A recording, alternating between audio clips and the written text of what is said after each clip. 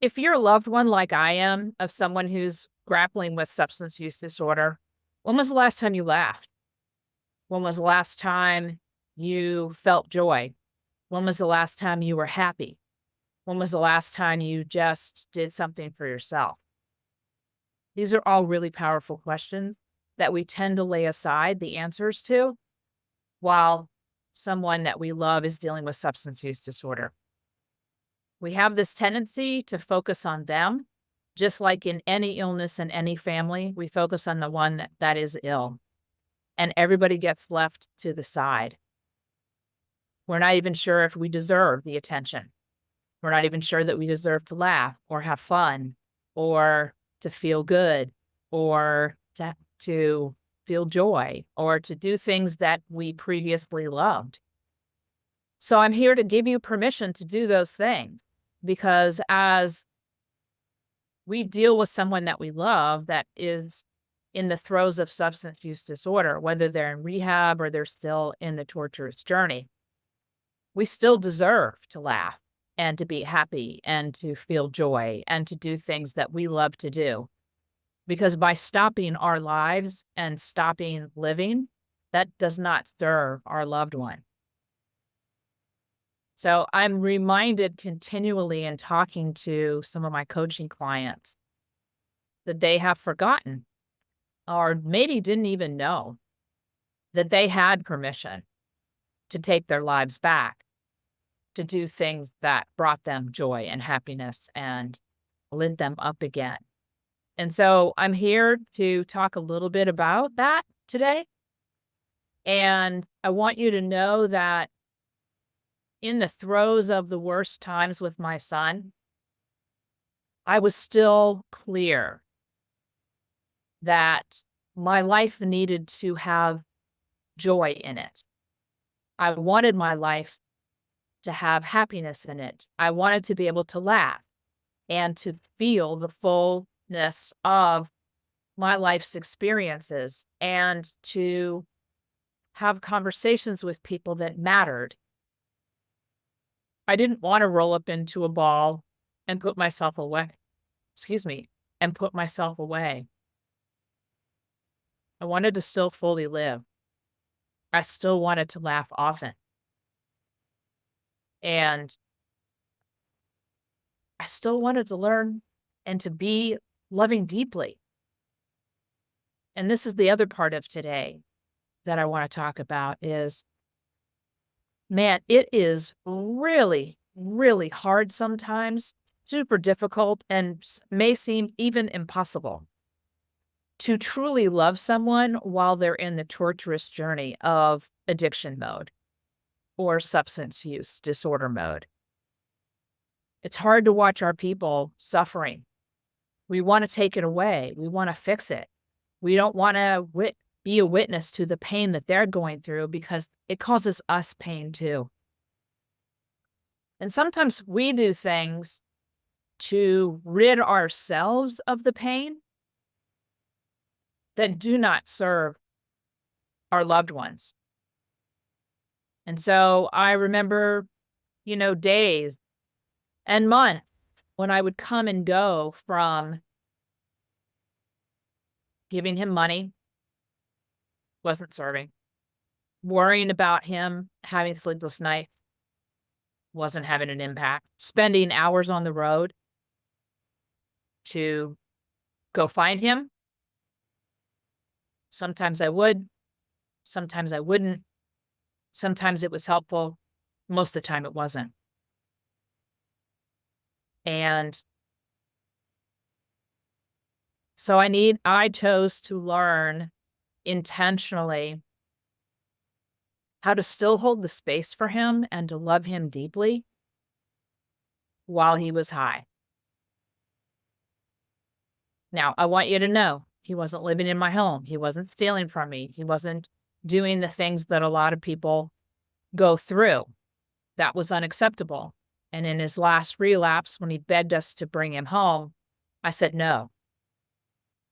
Because I was super clear that coming home was not the solution. He would still have a roof over his head. He would still have food to eat. He could steal from us and still feed his habit. He was at that point where his choice was to either live and get his life back in the new form that he would emerge as, or he was going to choose to be on the streets. And who knows what would happen then. And so I loved him in the midst of that torturous night, couple nights before he made a decision to find a place to go to and entered another program in another part of the country. I could love him from afar. I could pray for him. I could hold him in loving arms in my imagination. I could send him loving thoughts. And I could also do the same thing for me. When those things happened, I still wanted to be able to access the higher version of myself, still work with my client, be able to bring my A game. And so at the toughest moment, I still gave myself permission to read great books, to talk to great people, to listen to great podcasts, but also to get out into nature, which is one of the things I love, to hike and to backpack and to spend time with great friends laughing and do funny things and watch funny movies and go to great restaurants and really relish a great, great meal with wonderful people. Please give yourself permission to do that. We tend to focus on the person who's dealing with substance use disorder. I want you to refocus. They have their journey. They potentially will have their rehabs and their relapses, and they will be loved, hopefully. And you will too. And so really, truly, when you delve into this, the same practices that my son does today, all the things he does to take care of himself, to feed his mind, to hang out with great people, to do the things that keeps him rewiring his brain to a higher level of consciousness, a sober and clean consciousness, a sober and clean life that he is living, surrounded by other people who are sober and clean and serving others. I'm doing the same thing. I'm surrounding myself with great people. I'm getting out into nature. I have practices of gratitude in the morning and mantras that I go through and eating clean and getting a workout that launches me into a day of service. And I find great joy in the work that I do. And I give myself permission to feel that joy.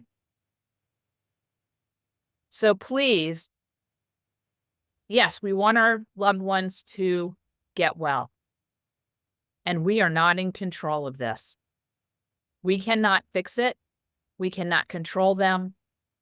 We cannot change what is happening, other than to love them and encourage that next step towards health and wholeness.